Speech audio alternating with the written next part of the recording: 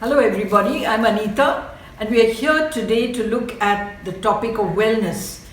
This is the third and the last in the series of 3. We did wellness in disorientation, we did wellness in grief, loss and change, and today we will look at wellness in resilience. This is not just for the COVID-19 season, but it is for all season when life knocks us down. How to be resilient. Everybody is talking about immunity and the COVID-19 vaccine, waiting for it, and we all know that the trials are underway, but they will take at least a year and a half, maybe even more.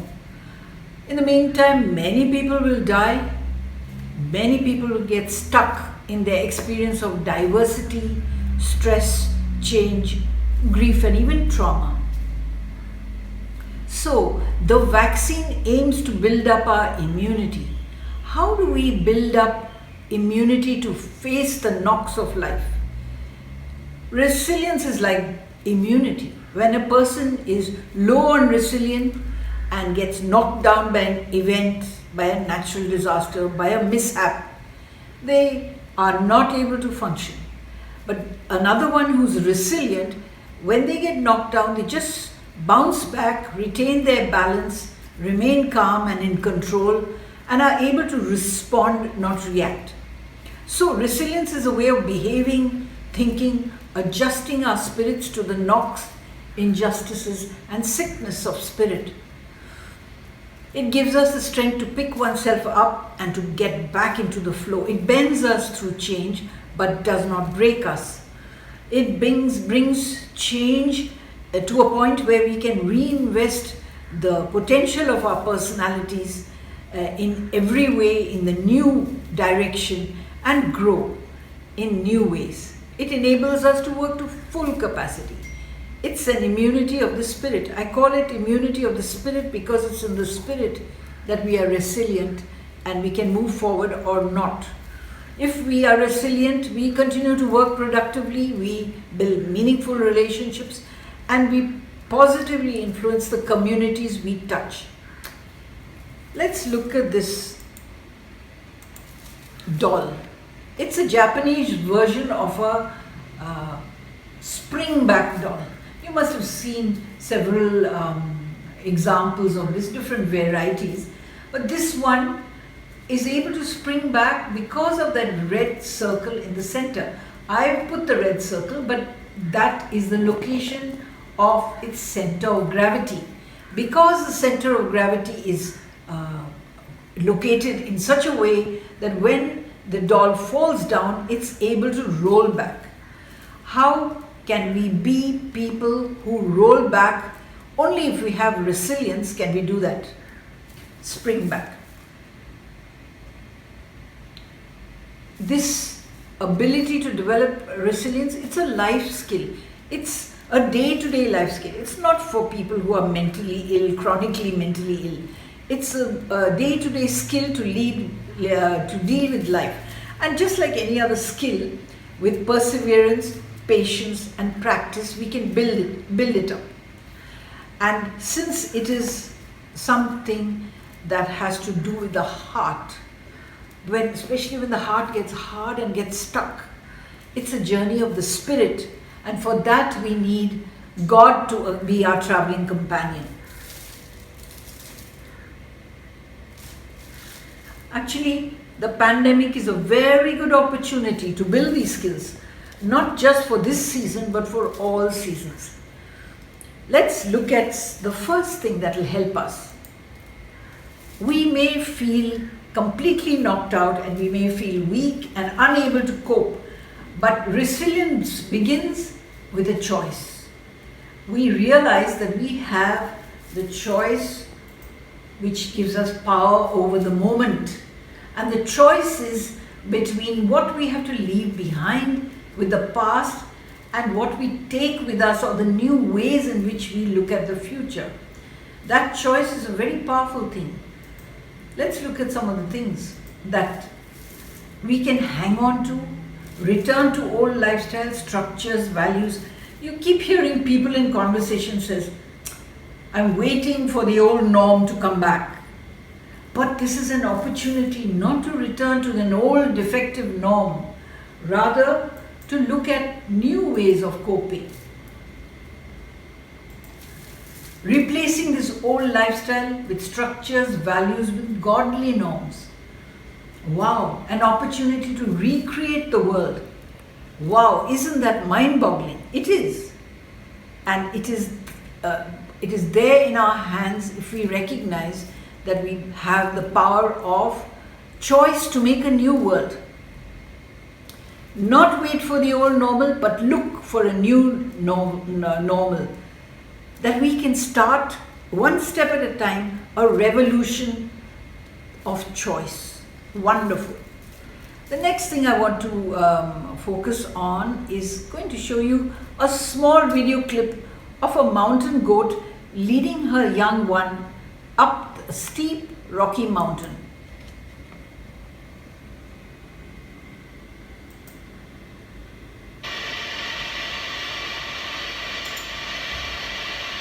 That's the little one, and that's the mother, teaching it to climb safely. And what do we see? We see a sure-footed mother teaching her young one to climb along a cliff that looks really impossible. And why is it that they are able to do that? Because of their feet. They have cleft hooves which actually grip the rock so that with ease they can negotiate a rocky terrain. Friends, when we are in a difficult situation, we always ask God, can you please change the path ahead of me? But maybe the second step in resilience is to ask God not to change the path ahead, but rather to give us feet that fit the path we are going to face, so that we are well equipped and we are sure-footed.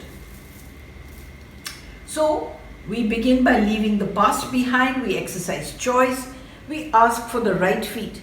But there's more to resilience than that. I'm sure if these three things were there, we would still not move forward, because the key ingredients is finding hope. Unless someone has a positive assurance in the future to look forward to, why would they move forward? Why would they leave the past behind? So this positive assurance for the future is called a promise. Now, look, the human promises will let us down, but look at Snoopy's wisdom.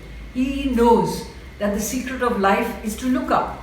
Let's look up to the promises of God, the Creator, who says, I will never leave you nor forsake you. Now that's a promise that can be relied on and trusted. The next P is past experience. We are talking about leaving the past behind. Why do we look back? Well, we look back to tough situations in the past where you thought you will not make it, and yet you came through. Now when you look back, there are some lessons you've learned, some principles that have come out of that experience. How do you apply that to the present difficult situation and come through this as well? That is why you need to look at past experiences. Let's look at the third P. The third P is prayer. Now we know that our resources, because it's a spiritual journey, our resources come from God. And unless we pray, we will not link up and be connected to those resources. So we need to be people of prayer. But the last P, the fourth P, which is very important. And here I want you to dream a little bit, to imagine a little bit.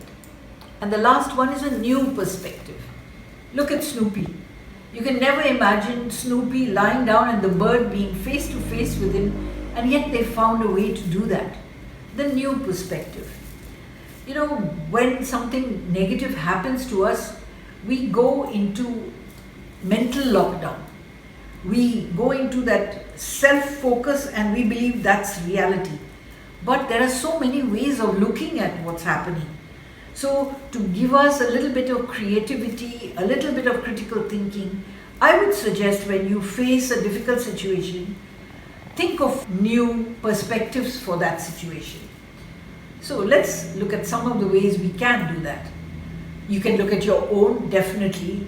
You can see how God sees it. That's two different perspectives. You can see how others see it. And you can think of a totally new, out-of-the-box perspective. For that, you'll have to imagine a little bit.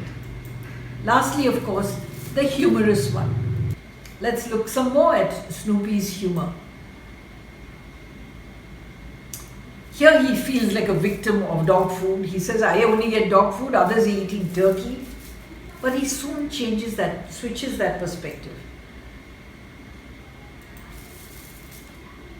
Of course, it might have been worse. I could have been born a turkey and then I would have been the dinner. So that's just a way of understanding that there is a different perspective. Now, you young people, this is the time when you need to reimagine the new world.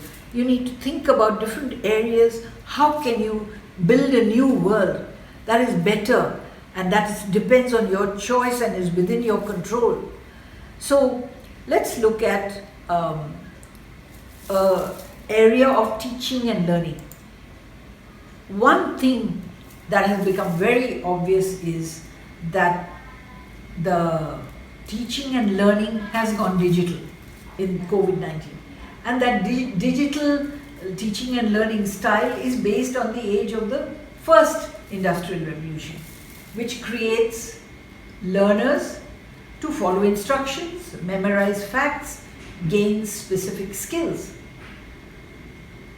But we are today, this is a quote from Ray Morrison, but we are together today in the fourth industrial revolution, which talks about teaching and learning in the digital age, in the age of artificial intelligence, in the age of augmented reality, in the age of robotics, where even physics laws are being bent.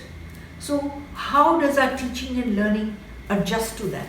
I leave it to your imagination and your innovativeness to look at new perspectives in teaching and learning. Just imagine them. And this is happening now. Learning and teaching is readjusting to a different environment, and we have to go away from facts to facilitative learning. Okay, the other area we can look at is money systems. Now, I know that reimagining financial systems is quite hard and you may think it's a big challenge, but think about it. This system is the lifeblood of a community. The present system is based on buying and selling and making a profit, which is rooted in greed. And you know this from the 2009 financial crisis, where a few fat cats actually enjoyed the profits at the expense of the rest of the world. Here, today, with the wage-based jobs breaking down, we have an opportunity to think of a different kind of financial system. One that is community-based, smaller, more manageable, which you can be more in touch with, which still retains the power of choice over local finance and policies. I'm sure resilient people can take the challenge and innovate a new way to make it work. The other area that we need to look at, also think about, imagine, is reimagine relationships. Now, relationships are very important, but we've become very aware that our time together may be limited. Life and death is so unpredictable. How can we unstick those relationships that have got stuck so that wellness is restored? Here, of course, forgiveness is a key factor. It's of utmost importance and must be considered, not set aside as you may have been doing all these years. The next area I want to just throw as a challenge to you is to reimagine the community. Perhaps this is the biggest shift.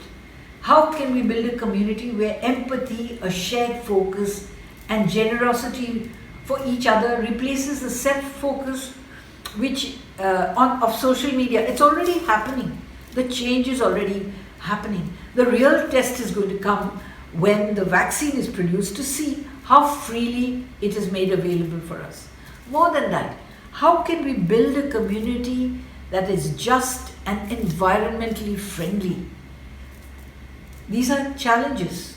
You people, young people, think about them. One more area we have to re-examine the church. Our church apps also need updating. This digital connection has shown us that the church is unbound, can be unbound by human structures, denominations, boundaries. As was said, a time is coming when we will worship God not in a location, but in spirit and truth. And truly, the digital world makes us realize that that is a truth. Not only does the church have to opportunity to disciple, to build faith, to evangelize unbound, but also it has an opportunity to show that God's word is truly unchained. It is an action by which we can just scatter the word, and the word has the power to redeem, to regenerate life. That's the word we're talking about. The church can also be an instrument for social justice and healing, as the Floyd incident has shown us. So friends, we've come to the end of our imagining. There are so many other areas to look at. But let us join hands, rise up and build. This is an invitation for you that if there is anything in any of these 3 modules that you want to take further, please don't hesitate to contact me. You can connect at revive.7.thrive@gmail.com. That's my Gmail address. Thank you very much. Let me put that again. revive.7.thrive@gmail.com. There is no space before or after the full stop or the number. It looks like that, but there isn't. Let me leave that with you and say thank you very much.